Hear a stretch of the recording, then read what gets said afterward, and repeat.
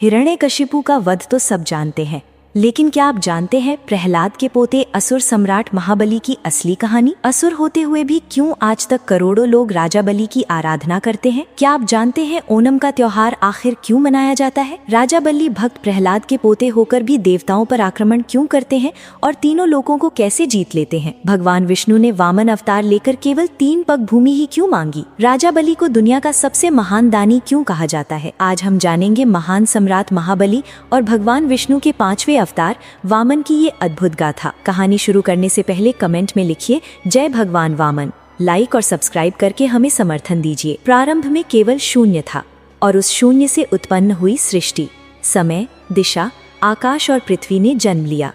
यही थी ब्रह्मांड की आदि गाथा।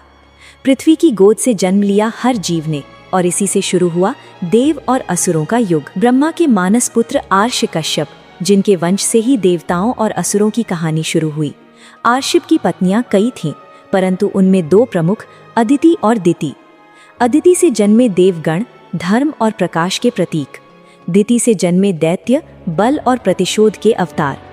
इसी एक वंश से निकलकर देव और असुर 2 विपरीत धाराएं बनी, जिनके द्वंद्व ने ब्रह्मांड की गाथा को आकार दिया।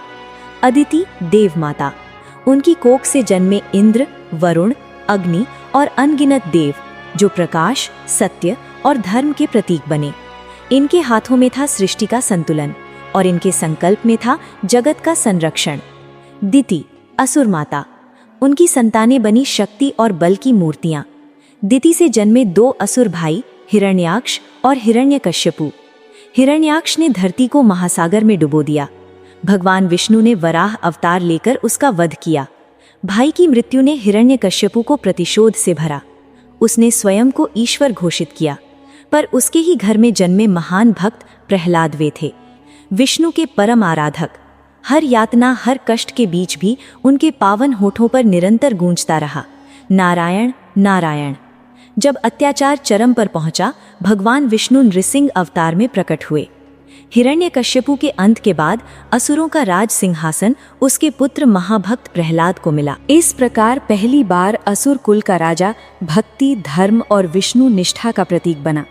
बाद में महाभक्त प्रहलाद ने असुर और देवताओं के बीच शांति स्थापित की, युद्ध और वैर की परंपरा को तोड़कर भक्ति और धर्म को आधार बनाया।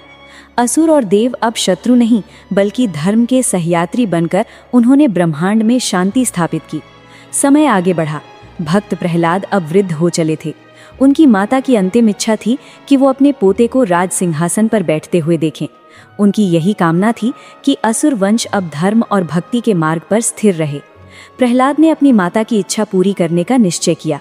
उनके पुत्र विरोचन का विवाह कुलीन और तेजस्विनी कन्या विशालाक्षी से हुआ। ये विवाह असुर वंश के इतिहास में एक महान अध्याय था। मंडप में वैदिक मंत्रों की गूंज उठी। चारों ओर अग्नि को साक्षी मानकर संस्कार संपन्न हुए। विशालाक्षी की उपस्थिति ने असुर कुल में नई आभा और मर्यादा का संचार किया। इस शुभ अवसर पर प्रहलाद ने अपने पुत्र को युवराज घोषित किया।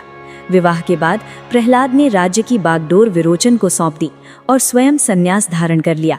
उन्होंने राजसत्ता त्याग दी और तपस्या व भक्ति में लीन हो गए। असुर वंश में एक नया प्रभात हुआ। विरोचन और उसकी पत्नी विशालाक्षी के घर जन्म लेने वाला था एक ऐसा बालक जिसका आगमन पूरे कुल के लिए आशा का दीप बनकर आया। माघ शुक्ल द्वादशी की पावन तिथि पर शुभ अभिजीत मुहूर्त में जब नक्षत्र अपनी उच्चतम स्थिति में थे, तभी वो दिव्य क्षण आया।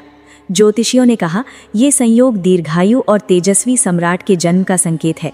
और फिर उस पावन घड़ी में एक तेजस्वी बालक का जन्म हुआ। उसका मुखमंडल चंद्रमा सा उज्ज्वल था, आंखों में करुणा और साहस की चमक थी और पूरे शरीर से अलौकिक तेज झलक रहा था। असुर वंश में आनंद की लहर दौड़ गई। नगाड़ों की गूंज उठी, वेद मंत्रों का उच्चारण होने लगा। जन्मोत्सव के उस पावन क्षण में सम्राट विरोचन ने आदर पूर्वक अपने गुरु शुक्राचार्य को बुलाया। उन्होंने विनम्रता से निवेदन किया, गुरुवर कृपा करके मेरे पुत्र को अपने आशीर्वाद से अलंकृत करें। शुक्राचार्य आगे बढ़े और नवजात शिशु को अपनी गोद में उठाया। ध्यानमग्न होकर उन्होंने गहन दृष्टि डाली और आशीर्वाद दिया, ये बालक असुर वंश का गौरव बनेगा। ये कोई साधारण आत्मा नहीं है, ये आगे चलकर तीनों लोकों पर राज्य करेगा। समय की धारा आगे बढ़ रही थी। इसी बीच महाज्ञानी शुक्राचार्य ने अपने ध्यान और ज्योतिष साधना में एक गढ़ा संकेत पाया। उनकी दृष्टि में स्पष्ट हुआ कि विरोचन की जीवन रेखा क्षीण है। उसके ऊपर अकाल मृत्यु का गंभीर साया मंडरा रहा है। राजन, तुम्हारी जीवन पर घोर संकट आने वाला है। इससे बचने का केवल एक ही उपाय है।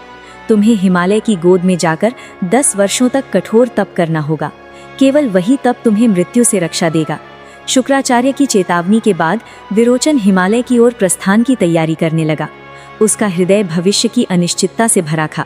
सम्राट विरोचन हिमालय की कंदराओं में चला गया।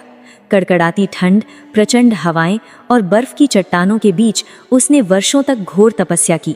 10 वर्षों तक वो निर्विकार खड़ा रहा, न भूख की परवाह की, न नींद की। आखिरकार उसकी तपस्या से प्रसन्न होकर सूर्यदेव प्रकट हुए। उनकी आभा से समस्त हिमालय आलोकित हो उठा। सूर्यदेव ने कहा, विरोचन, तेरे धैर्य और तप से मैं प्रसन्न हूँ। उन्होंने अपने तेज से निर्मित एक दिव्य मुकुट प्रदान किया और आशीर्वाद दिया। जब तक ये मुकुट तेरे मस्तक पर रहेगा, तुझे कोई परास्त नहीं कर पाएगा। यात्रा के मार्ग में विरोचन के सामने एक साधु वेशधारी ब्राह्मण प्रकट हुआ। उसने विनम्रता से जल अर्पित किया। विरोचन धर्मनिष्ठ थे। उन्होंने बिना संदेह वो जल ग्रहण कर लिया। क्षण भर में उसकी चेतना डगमगाई और वो भूमि पर गिर पड़ा। साधु का वेश टूटते ही उसका वास्तविक स्वरूप प्रकट हुआ। वो स्वयं इंद्र था। उसने अवसर का लाभ उठाकर विरोचन का दिव्य मुकुट छीन लिया। कुछ समय बाद विरोचन की चेतना लौटी। उसने इंद्र को सामने खड़ा पाया और शांत स्वर में कहा, इंद्र, मुझे अपने पुत्र बलि के समावर्तन में पहुंचना है। इंद्र हंस पड़ा और उपहास करते हुए बोला, विरोचन, यदि सामर्थ्य है तो युद्ध कर। विरोचन ने धर्म और सत्य की रक्षा के लिए चुनौती स्वीकार की, परंतु मुकुट के बिना उसकी शक्ति क्षीण हो चुकी थी। इंद्र ने छल और बल दोनों से आक्रमण किया और अंततः विरोचन भूमि पर गिर पड़ा। किंतु इंद्र की निर्दयता यहीं समाप्त नहीं हुई। उसने विरोचन का शरीर तुरंत जला दिया ताकि कहीं शुक्राचार्य अपनी संजीवनी विद्या से उसे पुनः जीवित न कर दें। पिता की मृत्यु का समाचार सुनते ही बलि का हृदय जल उठा। वो गगन भेदी स्वर में बोला, इंद्र, तूने मेरे पिता का वध छल से किया है। अब मैं तेरा भी वध करूंगा। तुझे इस ब्रह्मांड की कोई शक्ति नहीं बचा पाएगी। उसकी प्रतिज्ञा सुनकर असुरों की सभा कांप उठी। वो अकेला ही रणभूमि की ओर निकल पड़ा और उसके कदमों से पृथ्वी थर्रा रही थी। स्वर्ग के द्वार पर इंद्र प्रतीक्षा कर रहा था। उसने हंसते हुए कहा, विरोचन के पुत्र, तेरे पिता भी मेरे वज्र के सामने टिक न सके। तू किस बल पर खड़ा है? बलि ने उत्तर दिया, उनकी मृत्यु ने ही मुझे शक्ति दी है। आज तेरा भी अंत होगा। युद्ध प्रारंभ हुआ। आकाश में वज्र की गर्जना हुई। धरती बलि के गदा के प्रहार से कांप उठी। इंद्र ने वज्र फेंका तो बलि ने अग्निबाण से उसका उत्तर दिया। वज्र और अग्निबाण टकराए तो मानो सूर्य और बिजली का संगम हो गया। युद्ध इतना भयंकर था कि देवता और असुर दोनों विस्मित हो उठे, परंतु अनुभव और छल इंद्र के साथ था। धीरे धीरे बलि के शरीर पर घाव गहरे होते गए। अंततः इंद्र ने वज्र से प्रहार कर उसे भूमि पर गिरा दिया। उसका शरीर मृत्यु के निकट था। इंद्र ने गर्जना की, तेरा अंत यहीं होगा। तेरे पिता की भांति तुझे भी अग्नि में भस्म कर दूंगा। वो बलि के शरीर को नष्ट करने ही वाला था कि आकाश से शंखनाद गूंज उठा।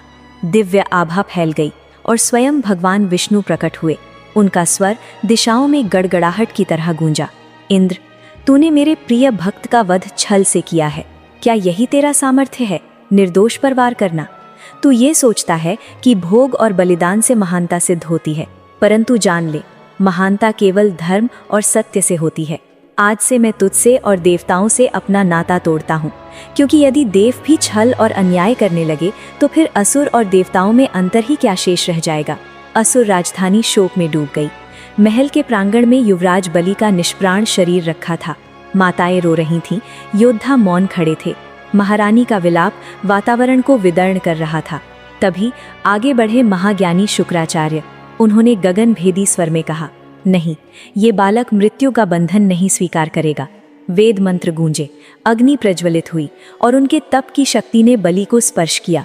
क्षण भर में उसकी श्वास लौटी, आंखों में तेज चमक उठा और वो उठ खड़ा हुआ। पूरी सभा जयघोष से गूंज उठी। ये केवल जीवन दान नहीं था, ये बलि का पुनर्जन्म था। वर्षों के साथ उसका व्यक्तित्व और अधिक तेजस्वी हुआ। सम्राट महाबली युद्ध कला में अद्वितीय सिद्ध हुए।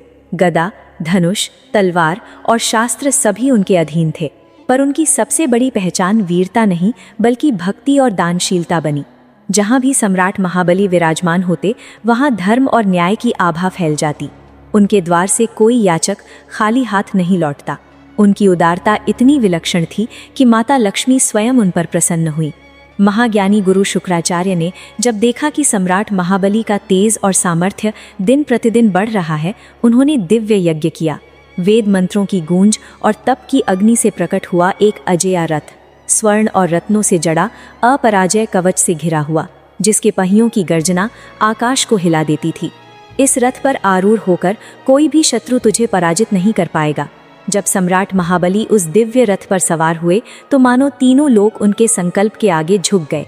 उन्होंने अपनी संगठित सेना के साथ स्वर्ग पर चढ़ाई की। युद्ध छिड़ा, देवसभा कांप उठी। इंद्र ने अपने वज्र से प्रतिरोध किया। इंद्र परास्त हुआ और स्वर्ग का सिंहासन भी अब असुर सम्राट के चरणों में था। महाबली ने अपराजय विजय पाई। अब वे तीनों लोकों के सम्राट बने। उनकी सबसे बड़ी शक्ति थी उनकी दानशीलता और न्यायप्रियता। उनका साम्राज्य धर्म, भक्ति और समर्पण का प्रतीक बन गया। कहते हैं कि सम्राट महाबली को किसानों का राजा कहा जाता। उनके शासन में कोई भूखा नहीं रहा, कोई अन्याय का शिकार नहीं हुआ। महाबली की ये करुणा और दानशीलता उन्हें देवताओं से भी महान बना रही थी। देवता दिशाओं में भटक रहे थे, उन्हें कहीं आश्रय नहीं मिल रहा था। उनकी आराधना सुनने वाला कोई नहीं बचा था। इस अपमान और असहायता को देखता आदित्य का हृदय व्याकुल हो उठा। वे तप में लीन हुई और भगवान विष्णु का ध्यान करने लगी।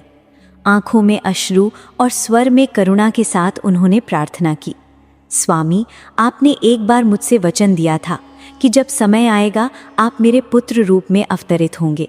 वो समय अब आ गया है। मेरी गोद को पवित्र करें और पुत्र रूप में अवतरित होकर देवताओं का उद्धार करें। अदिति की विनती से वैकुंठ कांप उठा। भगवान विष्णु स्वयं प्रकट हुए और बोले, देवी, तुम्हारी साधना सफल हुई है। अब मैं तुम्हारे गर्भ से जन्म लूंगा और वामन रूप में अवतरित होकर धर्म और संतुलन की रक्षा करूंगा। और राशि कश्यप के आश्रम में अदिति के गर्भ से भगवान विष्णु ने जन्म लिया। वो बालक अत्यंत तेजस्वी था। आंखों में दिव्यता और मुख पर मासूमियत झलकती थी। संपूर्ण वातावरण शुभ शकुनों से गूंज उठा।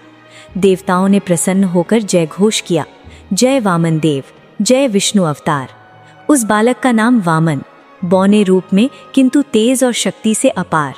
उसके जन्म ने देवताओं के हृदय में आशा की लौ जला दी। अब समय आ गया था कि महाबली की दानशीलता की परीक्षा हो और वामन अवतार से ब्रह्मांड का संतुलन पुनः स्थापित हो। काल का प्रवाह निरंतर बढ़ता गया। देवताओं की स्थिति अब और भी दयनीय हो चुकी थी। स्वर्ग का वैभव असुरों के अधीन था और देवगण दिशाओं में भटक रहे थे। उनकी व्याकुलता दिन प्रतिदिन बढ़ती रही। इसी बीच असुरों के सम्राट महाबली का साम्राज्य और भी प्रखर हो उठा। उनका यश केवल पृथ्वी तक सीमित नहीं रहा, बल्कि तीनों लोकों में गूंजने लगा। उनकी दानशीलता, धर्मप्रियता और भक्ति की गाथाएं दूर दूर तक फैलीं। सम्राट ने निश्चय किया, मैं 100 अश्वमेध यज्ञ करूंगा। इन यज्ञों से मेरा राज्य अटल और स्थायी हो जाएगा और ये भी प्रमाणित होगा कि दान और धर्म से ही सच्चा साम्राज्य फलता फूलता है। समय बीतता गया और एक एक करके 99 यज्ञ संपन्न हो गए। अब अंतिम यज्ञ का दिन आ पहुंचा। यज्ञशाला के मध्य विशाल हवन कुंड प्रज्वलित था। उसमें आहुति की लपटें उठ रही थीं, मानो अग्निदेव स्वयं उस यज्ञ को स्वीकार करने आए हों। चारों ओर वेद मंत्रों की गूंज थी। उन ध्वनियों से पूरा गगन पवित्र हो उठा। उसी समय यज्ञशाला के द्वार पर एक दिव्य ब्राह्मण बालक का आगमन हुआ। छोटा कद किंतु मुख पर अद्भुत तेज, आंखों में दिव्यता दो और वाणी में मधुरता। उनके तेज से पूरा वातावरण पवित्र हो उठा था। सम्राट महाबली ने आदरपूर्वक कहा, शशि कुमार, आप जो चाहे मैं दान दूंगा। सोना, चांदी, रत्न, हाथी, घोड़े, नगर, ग्राम, यहाँ तक कि मेरा साम्राज्य भी आपके लिए है। राजन, मुझे इनमें से कुछ नहीं चाहिए। सभा में सन्नाटा छा गया। महाबली ने विस्मय से देखा और गंभीर स्वर में कहा, ऋषि कुमार, मेरी यज्ञ का नियम है, मैं किसी याचक को खाली हाथ नहीं लौटाता। आप यदि कुछ नहीं मांगेंगे तो ये मेरे यज्ञ का अपमान होगा।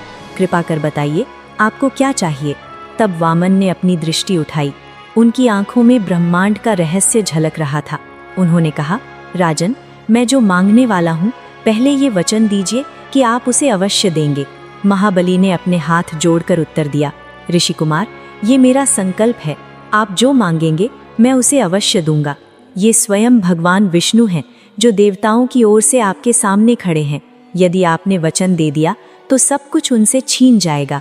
सभा स्तब्ध रह गई, परंतु सम्राट का चेहरा शांत और गंभीर बना रहा। उन्होंने आदर से गुरु की ओर देखा और कहा, गुरुवर, यदि ये स्वयं विष्णु हैं तो ये तो मेरे लिए और भी सौभाग्य की बात है। जिस भगवान के लिए लोग कठोर तप करते हैं, यज्ञ और अनुष्ठान करते हैं, वही भगवान आज मेरे यज्ञ में याचक बनकर आए हैं। क्या इससे बड़ा गौरव मेरे लिए और कोई हो सकता है? मैं अपना वचन कभी नहीं तोड़ूंगा। शुक्राचार्य क्रोधित हुए, पर सम्राट की अडिग भक्ति और दानशीलता डिगी नहीं। महाबली ने गर्व से कहा, पर श्री कुमार, आप जो भी मांगेंगे मैं दूंगा, ये मेरा अटल संकल्प है। तब वामन ने मधुर स्वर में कहा, महाराज, मुझे केवल उतनी भूमि चाहिए जिसे मैं अपने 3 पगों में नाप सकूं। महाबली हंस पड़े, हे ब्राह्मण देवता, आप मुझसे कुछ बड़ा मांग सकते थे, सोना, चांदी, रथ, लेकिन आप केवल 3 पग भूमि मांग रहे हैं। मैं वचन देता हूं कि मैं आपको 3 पग भूमि अर्पित करता हूं। उन्होंने अपने कर कमलों से जल अर्पित किया और दान का संकल्प पूरा किया। दान का संकल्प पूर्ण होते ही अचानक यज्ञशाला कांप उठी। वेद मंत्रों की ध्वनियां और तीव्र हो गई। अग्निकुंड की ज्वालाएं आकाश को छूने लगी। वे थे स्वयं विष्णु का विराट रूप, जिनके उदय से ब्रह्मांड प्रकाशमय हो उठा। देव स्तब्ध रह गए, असुर विस्मय में कांप उठे। आर्ष और मुनि निःशब्द होकर चरणों में झुक गए। उस क्षण संपूर्ण सृष्टि मानो एक ही स्वर में पुकार उठी, यही है धर्म के पालनहार, ब्रह्मांड के अधिपति। एक पग में उन्होंने संपूर्ण पृथ्वी को नाप लिया, दूसरे पग में समस्त आकाश उनके अधीन हो गया। अब तीसरे पग के लिए स्थान शेष न रहा। गगन भेदी स्वर में भगवान ने कहा, राजन, अब बताओ मेरा तीसरा पग कहाँ रखूं? यज्ञशाला में गहरा सन्नाटा छा गया। देवताओं की दृष्टि स्तब्ध थी। असुरगण भय से कांप रहे थे, परंतु सम्राट महाबली का चेहरा शांत था। वो आगे बढ़े, विनम्रता से झुके और बोले, प्रभु, आपने अपने 2 पगों में पृथ्वी और आकाश समेट लिया। अब तीसरे पग के लिए स्थान केवल एक है, मेरा सिर। मेरे वचन को पूर्ण कीजिए। मैं अपना जीवन, अपना अहंकार सब आपके चरणों में समर्पित करता हूँ।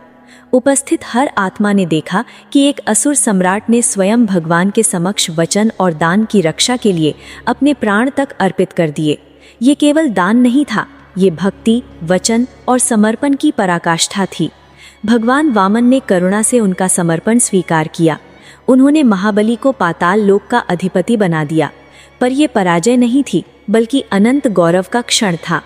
तुम युगों युगों तक स्मरण किए जाओगे और मैं स्वयं तुम्हारे द्वार पर द्वारपाल बनकर रहूंगा।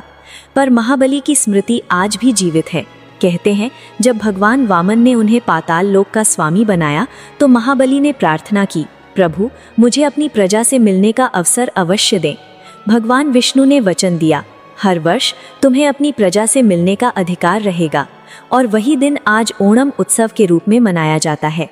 केरल और भारत भर में ये पर्व महाबली की स्मृति में मनाया जाता है।